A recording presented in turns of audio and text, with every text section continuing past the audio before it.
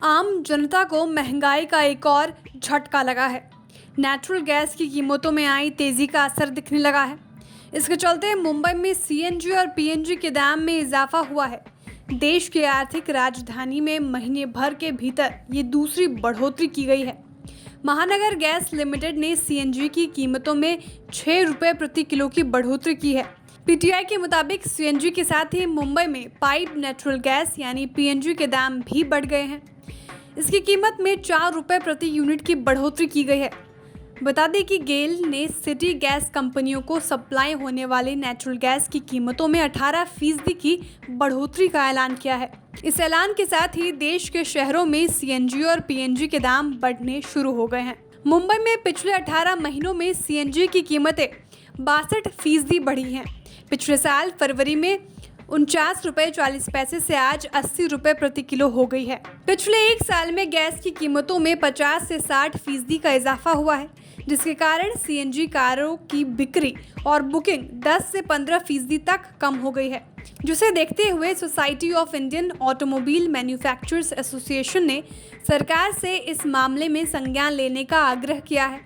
ईटीआईजी की रिपोर्ट के मुताबिक मार्च 2022 में सीएनजी वाहनों की बिक्री अपने उच्चतम 29,535 यूनिट्स मासिक से कम होकर जुलाई में 25,480 यूनिट हो गई है।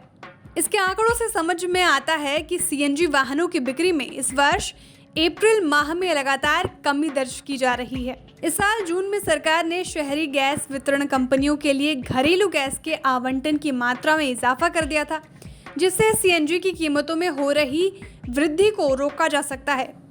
पिछली तिमाही में घरेलू गैस का आवंटन 85% के मुकाबले बढ़कर 94 हो चुका है, जिससे सीजीडी कंपनियों की गैस की मात्रा 17.5 MMSCMD से बढ़कर 20.8 MMSCMD हो जाएगी। इसका ये अर्थ है कि सीजीडी कंपनियों के लिए मिश्रित गैस की लागत $2 प्रति MMBTU से कम होकर करीब $8 प्रति MMBTU हो जाएगी, जिसे इस प्रकार से समझा जा सकता है। अगर गैस की कीमतों में $1 पर MMBTU की कमी होती है तो पंप पर मिलने वाले खुदरा गैस के दामों में 5 से 6 रुपये प्रति किलोग्राम की कमी हो जाएगी। इसी माह के शुरुआत में मेट्रो शहरों के लिए सीएनजी के दाम बढ़कर 75 से 86 रुपये पर किलोग्राम तक पहुंच गए हैं, जो कि पिछले साल इसी समय 50 रुपये प्रति किलोग्राम से नीचे था। बीते 2 माह में महानगर गैस सीएनजी कीमतों में 10 रुपये प्रति केजी से अधिक की वृद्धि का चूक है, जबकि आईजीएल और गुजरात गैस जैसी कंपनियों ने कोई वृद्धि नहीं की है।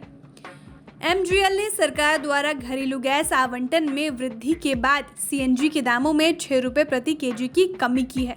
वाहन उद्योग के सूत्रों के मुताबिक पेट्रोल, डीजल गाड़ियों की खरीद पर छूट और सीएनजी कारों के 80,000 से 90,000 रुपये तक महंगे होने के कारण इन कारों की मांग में कमी आई है। आंकड़ों के मुताबिक जुलाई 2022 में सीएनजी वाहनों की बिक्री का इंडस्ट्री के कुल वाहनों की बिक्री का 12% था।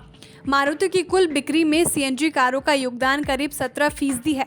हुंडई के लिए ये आंकड़ा धीरे धीरे 15% तक बढ़ गया है, जबकि टाटा के लिए ये अभी भी लगभग 12% है।